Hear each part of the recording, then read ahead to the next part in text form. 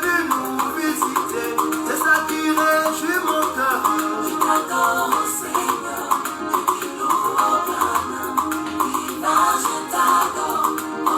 Bien. Nous vous saluons une fois de plus ce soir dans le nom du Dieu Tout-Puissant. Et nous vous croyons nombreux à cette heure déjà scotchés pour suivre l'émission. Vous connaîtrez la vérité vous affranchira.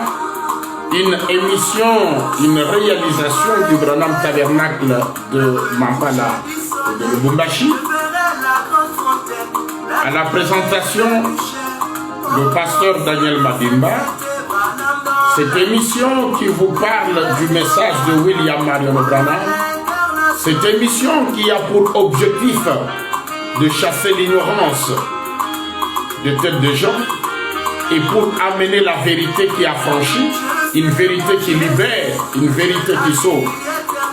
Une émission qui est soutenue par des gens comme le frère Didier Dianyama, le frère Josué Founi, le frère Billy Kongolo à Cambové, et tous ceux-là qui se battent donc pour que cette émission ait lieu. Aujourd'hui donc, nous sommes déjà là pour continuer à parler sur ce grand sujet qui est donc la révélation de la divinité.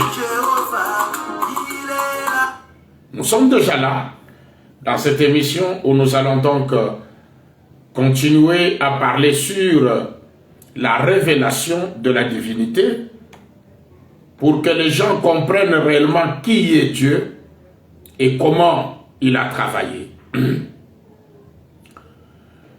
Le jeudi passé, comme vous avez déjà pris l'habitude que cette émission, c'est une émission qui passe chaque jeudi, 15h heure de Kinshasa, 16h heure de Lubumbashi.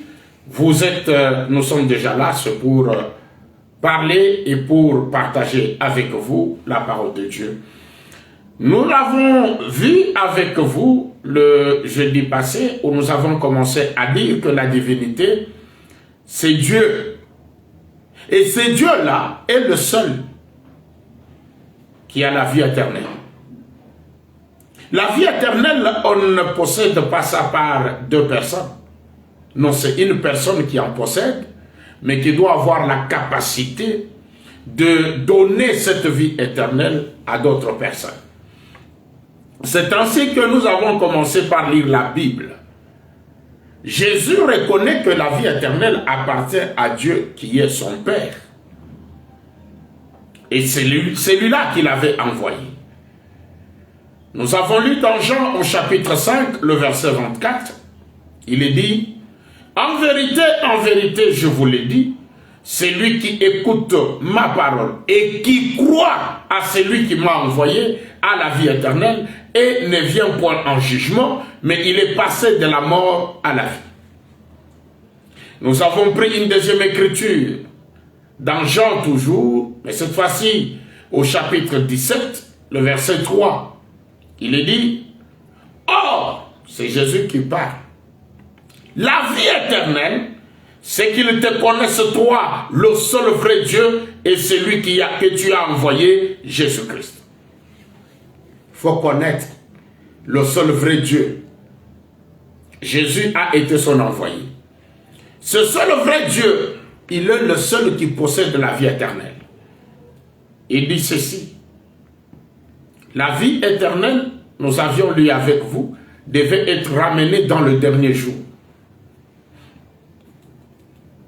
Mais moi, je vais lire une écriture où Branham nous précise quand est-ce que la vie éternelle devait venir sur la terre. Parce que la vie éternelle est liée pratiquement aux trois dispensations.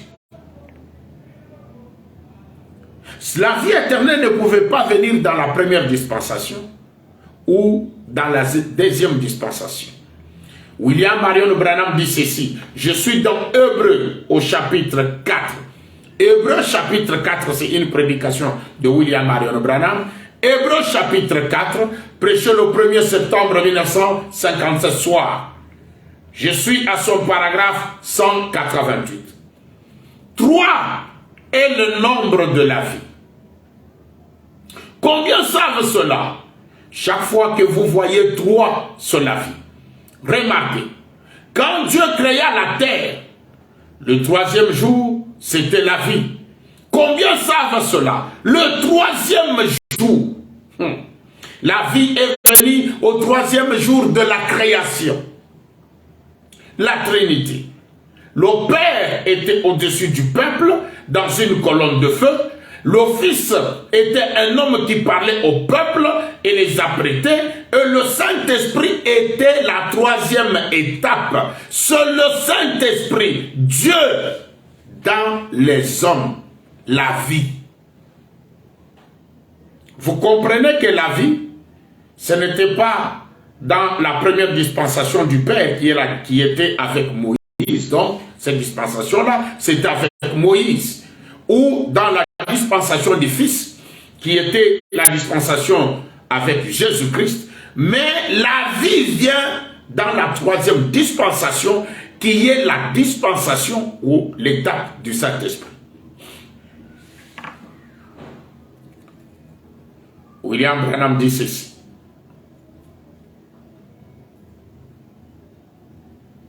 Dieu qui a la vie éternelle est la porte ouverte au temps de la fin. Dieu, le Père, qui a la vie éternelle, lui le Saint-Esprit, est la porte ouverte au temps de la fin. Il faut connaître cette porte et entrer par cette porte. La porte du temps de la fin. William Branham dit. Je suis dans le COD volume 1, à la page 205, ou dans les questions-réponses sur les Hébreux, première partie, prêché le 25 septembre 1957. Je suis au paragraphe, j'ai lu le paragraphe 43. Si vous faites le rapprochement là, dans Apocalypse, nous avons fait le lien avec cela, entre l'âge de Philadelphie et celui de la Odyssée. Les méthodistes, eux, ils ont eu l'âge de Philadelphie, celui de l'amour fraternel. Et le dernier âge de l'Église, c'était l'âge de la Odyssée, qui est un âge de tiédeur. Et il a dit, j'ai mis une porte ouverte devant toi. Une porte ouverte. Si vous vous reportez à ce passage, vous verrez alors le message tout entier converger vers ce point pour vous montrer exactement ce qu'il a dit. Quand on se rapporte à ce passage de l'Écriture qui parle d'une porte ouverte au temps de la fin, William Branham dit, vous verrez que tout le message tout entier que Branham a prêché, converge ou va vers cette porte, ou parle de cette porte. Tout le message. C'est ainsi que nous devons connaître avec précision quelle est cette porte ouverte, ou qui est cette porte ouverte au temps de la fin. Ça devient alors bien. Ça devient succulent. Nous devons connaître cette porte ouverte au temps de la fin. Si vous ne connaissez pas cette porte, c'est que vous ne connaissez pas le message de Branham. Voilà l'utilité de cette émission. Vous connaîtrez la vérité et la vérité vous affranchira. Je suis dans la révélation numéro 1, ou la révélation de Jésus-Christ, prêchée le 4 décembre 1960. Je suis au paragraphe 260. Écoutez. Dans les derniers jours, une porte sera là qui va de nouveau révéler la vérité. Cette porte a pour mission révéler la vérité. C'est ce que dit la Bible. Et ce grand prophète, c'est que la porte qui vient au temps de la fin pour révéler la vérité, c'est un grand prophète. Oh, écoutez. Et ce grand prophète qui devait venir sur la terre dans le dernier jour, et nous croyons qu'il vient. Observez, il aura une église. Bon, nous verrons cela. Ah, je me rappelle. Je vous avais promis de vous donner une écriture qui parle du message du temps de la fin. Qu'est-ce que le message du temps de la fin? Je n'avais pas le paragraphe le jeudi prochain, je n'avais pas le paragraphe en tête, mais je vous avais promis que je vais vous donner cela, parce qu'il est dit que tout le message converge vers cette porte. La porte, c'est un grand prophète. Cette porte ouverte au temps de la fin, c'est un grand prophète qui vient révéler la vérité. Cette porte ouverte, tout le message converge vers ce grand prophète. Ce grand prophète, c'est quoi? Oh, nous avons reçu le message de Branham. Qu'est-ce que le message de Branham? Laissez-moi lire cette écriture pour que nous puissions avancer. C'est dans le troisième sceau.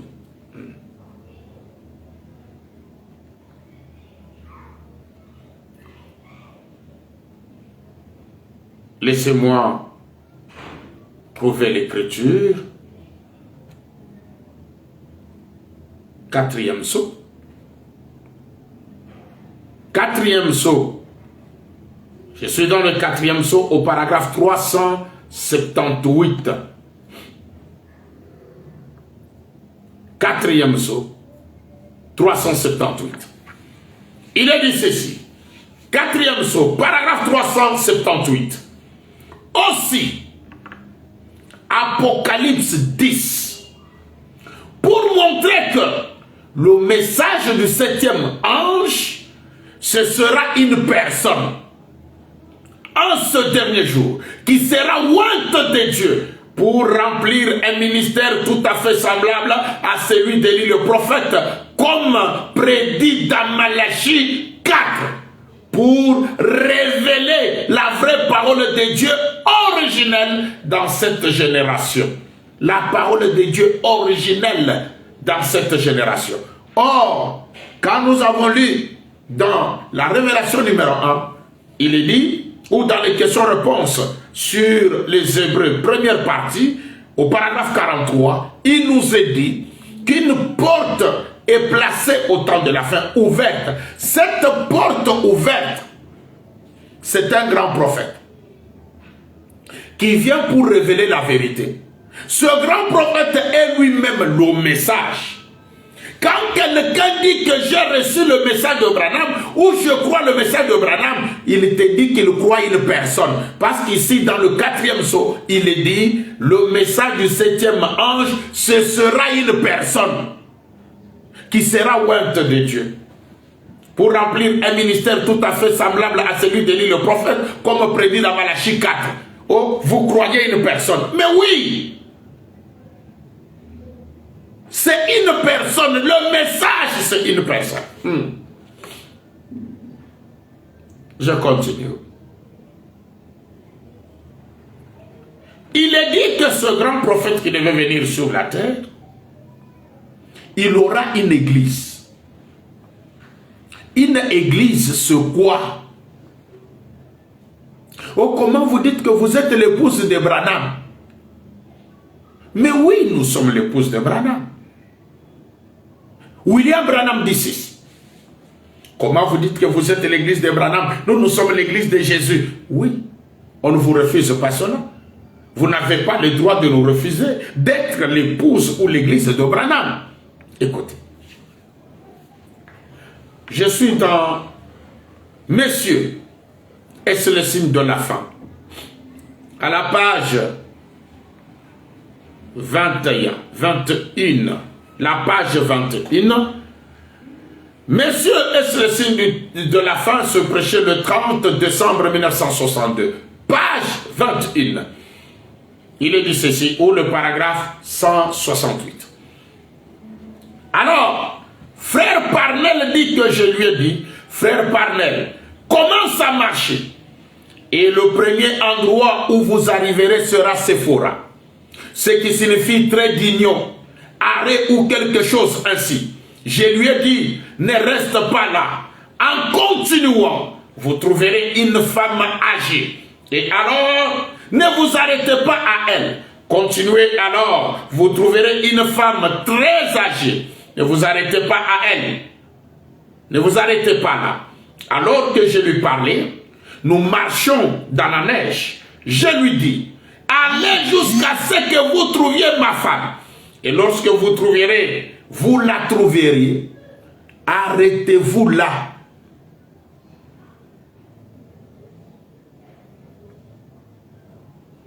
William Branham parle à frère Parnell dans ce songe que frère Parnell a vu. Il lui dit, tu vas trouver, quand tu vas continuer à marcher, tu vas trouver, arriver à un premier endroit, ça sera Sephora. Ce qui signifie trait d'union, arrêt ou quelque chose. Il lui dit, ne reste pas là. En continuant, vous trouverez une autre femme âgée. Alors, ne vous arrêtez pas à elle. Continuez. Vous trouverez une femme très âgée. Ne vous arrêtez pas là. Alors que je lui parlais, nous marchons dans la neige. Je lui dis, allez jusqu'à ce que vous trouviez ma femme. Et lorsque vous la trouverez, arrêtez-vous là. Je prends le paragraphe 169, toujours à la page 21. Messieurs et Célestine de la femme.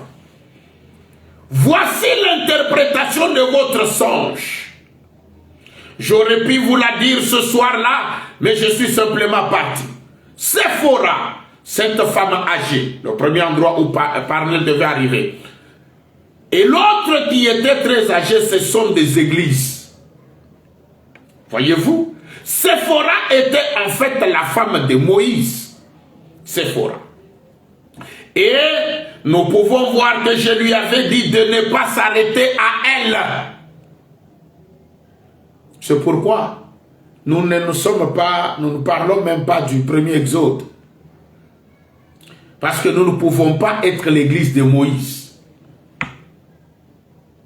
William Branham dit, nous pouvons voir que je lui avais dit de ne pas s'arrêter à elle. Peu importe leur âge, c'était des organisations. Ne vous arrêtez pas à elles. Elles ont fait leur âge. Mais lorsque vous arriverez vers ma femme, ce qui est mon église, celle vers laquelle Jésus-Christ m'a envoyé en ce dernier jour, et la voici, arrêtez-vous là. Et j'étais parti vers l'ouest. L'église, Branham était un prophète, a une femme. Pas la femme de la maison, mais une femme qui est l'église. C'est pourquoi nous disons, nous ne sommes pas l'église de Moïse, nous ne sommes pas l'église de Jésus. C'est pourquoi il a dit, quand tu vas dépasser Sephora, tu vas trouver une autre femme. Ne t'arrête pas à elle.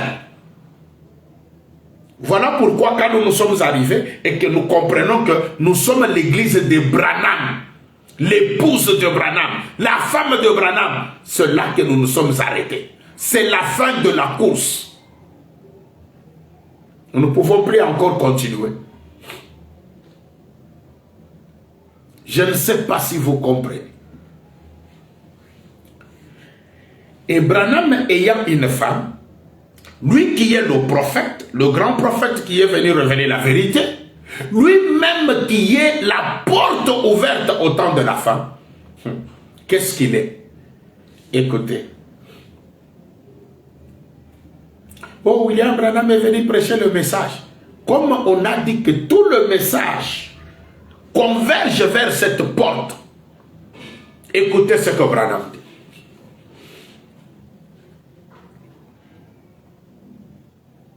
Je lis dans la prédication l'âge de l'église de Philadelphie, prêché le 10 décembre 1960, à son paragraphe 153. Il est dit, ainsi, vous pouvez voir ce qu'est l'ange qui viendra en ce dernier jour.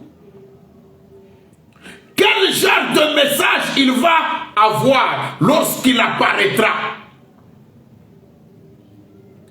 Peut-être qu'avec cela, nous allons en arriver jusqu'à lui. Lui qui est l'ange, qui vient en ce temps de la fin ou en ce dernier jour. Branham pose la question, quel genre de message il va avoir lorsqu'il apparaîtra?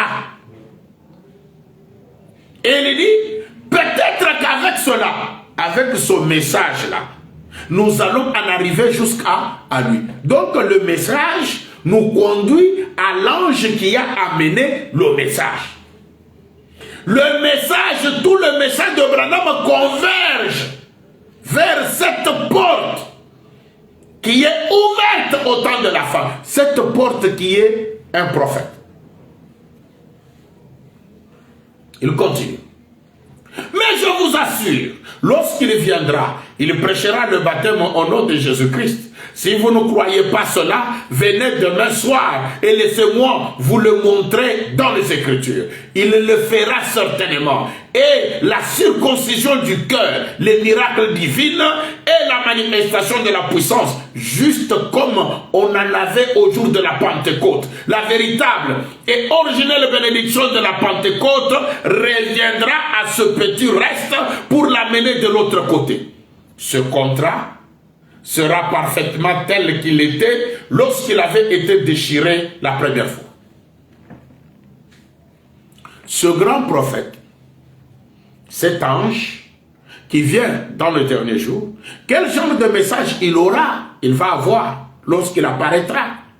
Peut-être qu'avec cela, nous allons en arriver jusqu'à lui. Comprenez que quand vous dites que vous croyez le message de Branham, le message de Branham vous pointera Branham.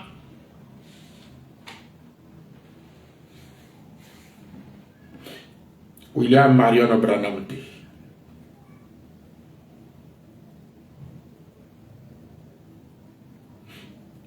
Il dit ceci.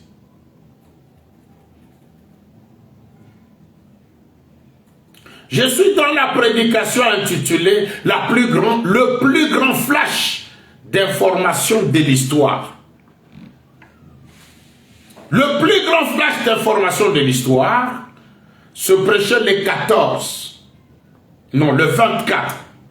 le 24 avril 1961.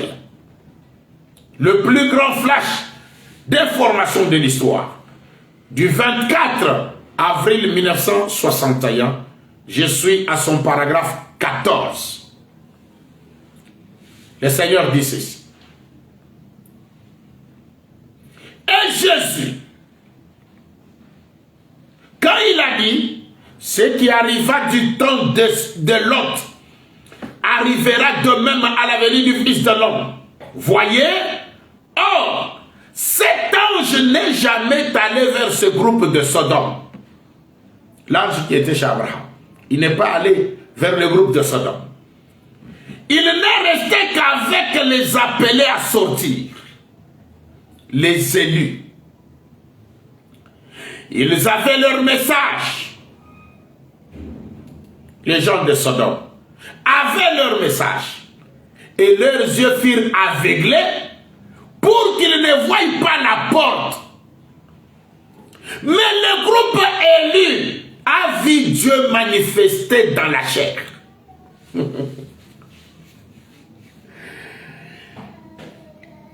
Les groupes qui étaient à Sodome, leurs yeux furent aveuglés pour qu'ils ne voient pas la porte.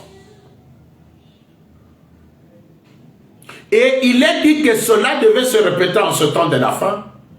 Comme Dieu était allé chez Abraham, Elohim le fort est allé chez Abraham avec 2 anges. Cela arrive en ce temps de la fin. C'est arrivé en ce temps de la fin. Elohim est venu encore avec 2 anges. Un Oral Roberts et un Billy Graham moderne. Mais Elohim n'est pas allé vers le groupe de Sodome. Mais les groupes de Sodome ont reçu un message d'aveuglement. Comme William Branham le dit, le message qu'apportent Billy Graham et Oral Roberts aveugle les gens. Et cela, c'est pour que les gens ne voient pas la porte. La porte qui est qui? La porte qui est le prophète qui est venu en ce temps de la fin, ce messager, qui est William Marion Branham, lui qui est la porte. Voilà pourquoi les gens sont aveuglés aujourd'hui. Ils ne voient pas la porte. La porte, c'est Dieu dans la chair humaine. Dieu manifesté dans la chair. Je continue. Et leurs yeux du groupe qui était à Sodome furent aveuglés pour qu'ils ne voient pas la porte. Mais le groupe élu a vu Dieu manifesté dans la chair. Est-ce en ce glorieux matin de la résurrection, ils virent Dieu manifesté dans la chair. La mort ne pouvait pas le retenir. Et il n'est venu que vers les élus. Pas du tout vers les autres églises. Uniquement vers les élus. C'est que nous qui sommes l'église de Branham, il vient seulement vers nous, son église ou sa femme. Nous sommes des élus. Voilà ce qui fait que nous sommes fiers d'être l'église de Branham. Parce que cela fait de nous des élus de Dieu.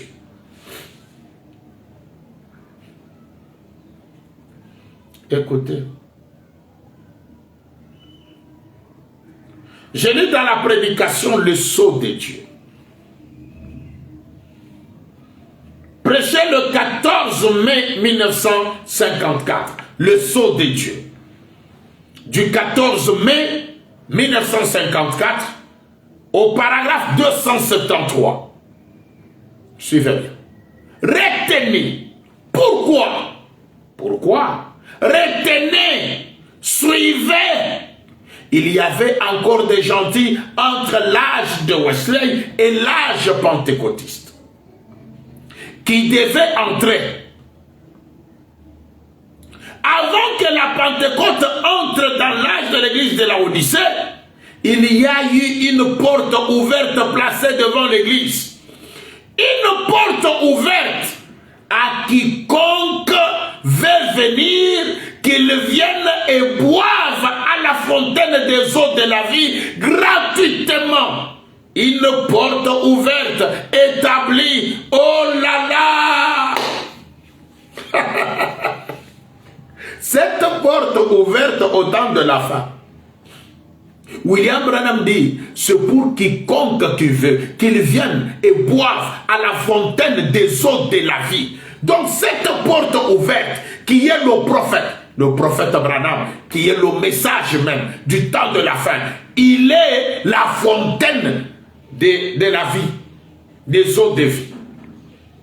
Si vous voulez avoir la vie, vous devez accepter Branham, croire en William Marion Branham, lui qui est la porte ouverte, la porte établie au temps de la fin. Il est la fontaine des eaux de vie. Tout celui qui veut avoir la vie éternelle doit croire, doit accepter le message qui est la personne de William Marion Branham, le grand prophète qui est venu en ce temps de la fin. Lui, la porte ouverte au temps de la fin. Écoutez. Je lis dans la prédication intitulée le baptême du Saint-Esprit, le Saint-Esprit expliqué ou le nom de Jésus. Prêché le 28 septembre 1958. À son paragraphe 118. Étroite. Étroite. Ce qui veut dire petit ou rétréci.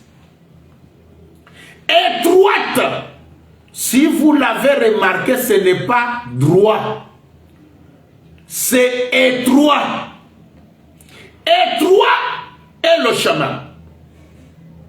Étroite sont les eaux. Comment? Le retour au nom de Jésus qui... Vous n'avez pas Vous avez peur de vie, mais vous n'avez pas renié mon nom. C'est ici qu'ils ont perdu pour aller dans la dénomination catholique. Sont sortis de là pour entrer dans la dénomination luthérienne, puis dans la dénomination de Wesley, puis ils entrent droit chez les pentecôtistes. Mais juste avant le temps de la fin, la semence a presque disparu de la terre. Elle ne pèse presque plus rien. La semence de juste. La semence du serpent s'accumule de plus en plus vite, se préparant pour être détruite dans cet état, dans cet âge atomique. Mais juste avant ce temps-là, Dieu dit, j'enverrai une voie de salut. J'ai mis devant toi une porte ouverte. La voie du salut, c'est une porte ouverte.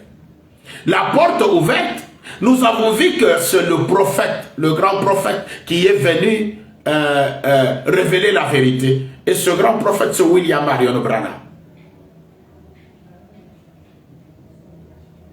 C'est la porte que Dieu lui-même a mis devant nous.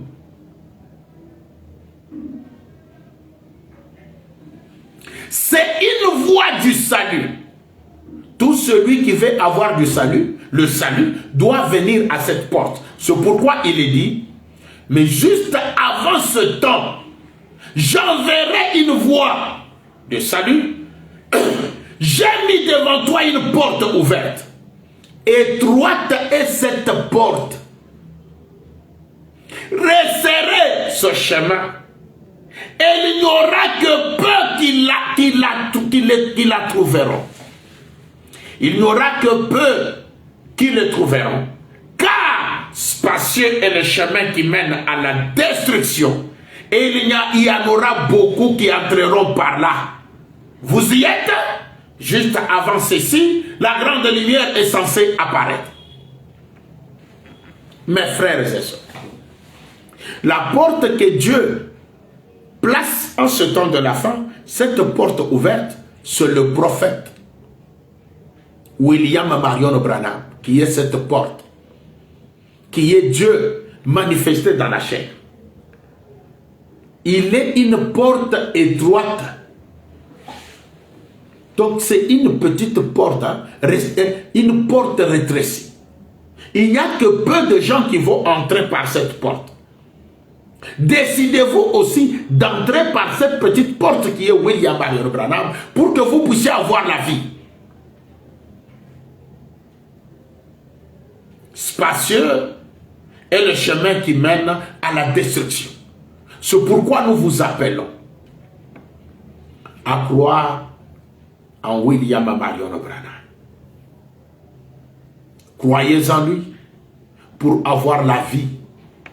Croyez en lui parce qu'il est la voie du salut que Dieu a amené sur la terre. C'est pourquoi cette émission vous amène à avoir la connaissance de la vraie porte, de la vraie voie du salut, qui est le prophète William Marion Branham, la porte ouverte en ce temps de la fin. Tout celui qui veut avoir la vie, nous vous présentons cette porte étroite, cette porte ouverte au temps de la fin. Et tout le message de Branham converge vers cette porte qui est lui-même. Vraiment, nous arrêtons par là. Pour ce soir, que cette porte ouverte qui est la voie du salut, cette porte ouverte qui est William Marion Branham, vous bénisse richement et nous allons ainsi nous retrouver le jeudi prochain, 15h heure de Kinshasa, 16h heure de Lubumbashi. Ciao. Il y a un ciel à gagner, un enfer à éviter, et pour aller au ciel, le chemin c'est Branham, que tous ces gens refusent, que Branham n'est pas Dieu, moi je crois